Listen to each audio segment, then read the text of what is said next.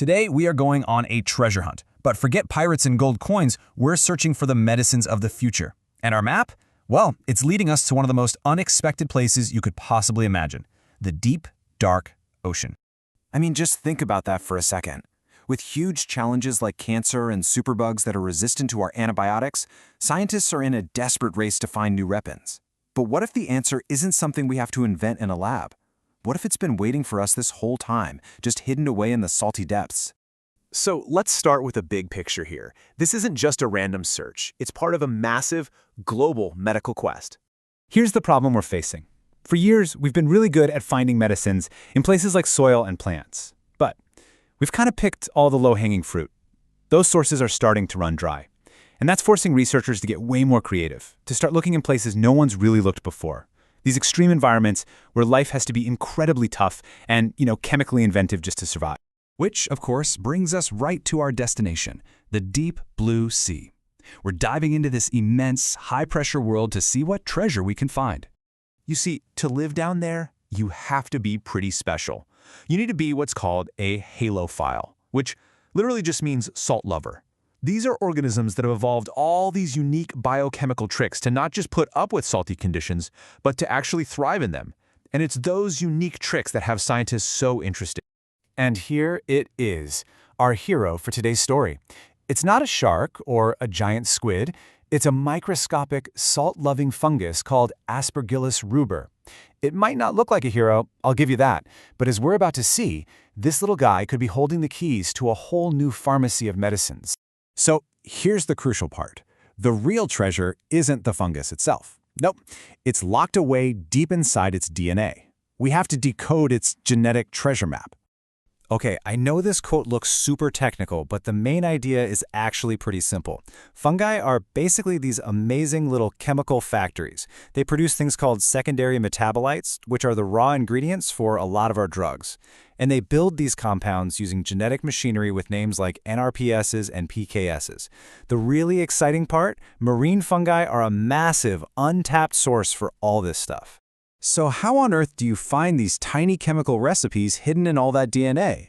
Well, you go genome mining. What's so cool about this is that it's all digital. Scientists sequence the fungus's entire genome, feed all that data into powerful computers, and then use special software to scan for the exact genes that are responsible for making these valuable compounds. It's literally a digital treasure hunt through billions of letters of genetic code. Okay, let's get to the results. What did this digital treasure hunt actually turn up? What secrets were hiding in the genetic blueprint of our little fungus? This is the moment we've been waiting for. After all that computational digging and sifting through mountains of data, what was actually in the treasure chest? Get this, the answer is a single number, 36. Now, that might just seem like a number, but it represents a huge potential discovery. So, 36 what exactly? They found 36 biosynthetic gene clusters, or BGCs. The absolute easiest way to think about a BGC is like a tiny, self-contained factory right on the DNA production line. Each one has all the genetic tools and instructions it needs to build one specific complex chemical compound, a potential new drug. So this one fungus doesn't just have one factory, it has 36 of them. And check this out. Not all the factories are making the same product. This chart shows us the different kinds of BGCs they found. You've got factories for terpenes, for something called polyketides, for peptides, and each one of these categories is known to produce compounds with totally different properties. That diversity is what's so amazing. It means this single fungus has the potential to make a whole wide range of different chemicals. So let's connect the dots here. We have 36 genetic factories. What does that actually mean for us in the real world? Could this fungus really be a blueprint for nature's future pharmacy? This is where it gets really exciting. By comparing the genetic code of these little factories to a giant global database, the scientists can actually predict what they might be able to make. And would you look at this? The analysis predicts that some of these gene clusters are set up to produce compounds like squalastatin and clavaric acid, both of which have known anticancer properties. Another one is predicted to make asperlactone, which is antibacterial.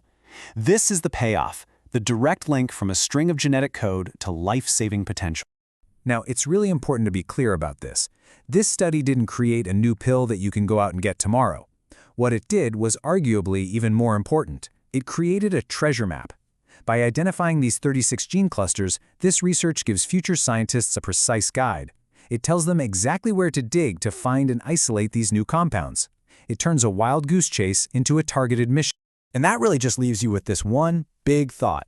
If one tiny microscopic fungus pulled from a random patch of the ocean holds the genetic blueprints for potential anti-cancer and antibacterial drugs, well, it just makes you wonder, right?